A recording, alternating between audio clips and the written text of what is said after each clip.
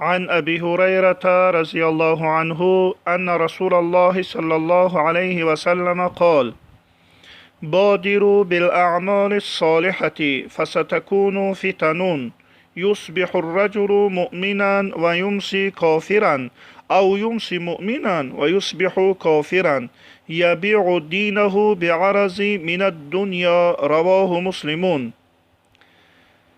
حضرت ابو هریره رضی الله عنه میفرمایند پیامبر مکرم اسلام علیه السلام فرمودند: بادروا بالاعمال الصالحه، شتاب بیورزید در انجام دادن اعمال صالح، یعنی چنگ بزنید، شتاب بیورزید برای انجام دادن کارهای خوب. خیلی مقصد شتاب زده باشه در انجام دادن اعمالهای خوب.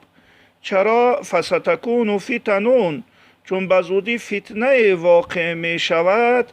یصبح الرجل مؤمنا و یمسی کافرا، این فتنه چنان فتنه است که مرد هنگامی که صبح می کند، یعنی هنگامی که از خواب بیدار می شود، مؤمن هست، مسلمان هست، و یمسی کافرن، اما هنگامی که شام فرا می رسد الکی اون از دینش بیرون شده است. او یمسی مؤمنن و یصبح کافرن، یا هنگامی شام مسلمان هست، وقتی که صبح از خواب بیدار می شود، صبح فرا می رسد، شخصی که در حال شام مؤمن بود هنگامی صبحگاهان چی شد؟ کافر شد. یبیع دینه بعرض من الدنیا. پیامبر علت چه بیان کردند؟ فتنه چنان فتنه بزرگ است که انسان ها، مسلمان ها به خاطر کالاهای دنیا عرض یبیع دینه، دینشان را چکار میکنن؟ می فروشند. بعرض من الدنیا، به خاطر به دست آوردن چیزهای دنیوی، فایده دنیوی که ناچیز هست. خداوند در جایهای متعدد قرآن میگوید متاع قلیل، در مقابل آخرت فایده های دنیا بسیار قلیل هست، بسیار اندک هست، بسیار ناچیز هست. اما بسیاری از انسان های یافت میشوند که مقصد در مقابل فایده دنیوی دین خودشان را چکار میکنن عزیزان؟ میفروشند. چون که امروزه متاسفانه نگاه به جامعه می اندازیم، اکثریت انسان ها، متاسفانه اکثر مسلمان ها گوییم به این چیز واقع شدند، چی در بازار، چی در گوییم جایهای کار، در جایهای جمعیتی. بسیاری از انسان ها را می بینیم که مسلمان هستند، اما به خاطر به دست آوردن فایده دنیوی دین خودشان را چکار میکنن؟ مورد داد و ستد قرار میدهند.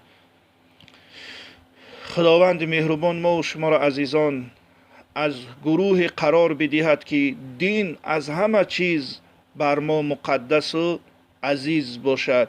چیزهای اخروی را خداوند توفیق بدهد که بر چیزهای دنیوی ما مقدم بشماریم. چنانکه قرآن میگوید آخرت همیشه ماندگار هست و آخرت، چیزهایی که اعمالی که وابسته به آخرت هستند، اونها در درجه اول می ایستند.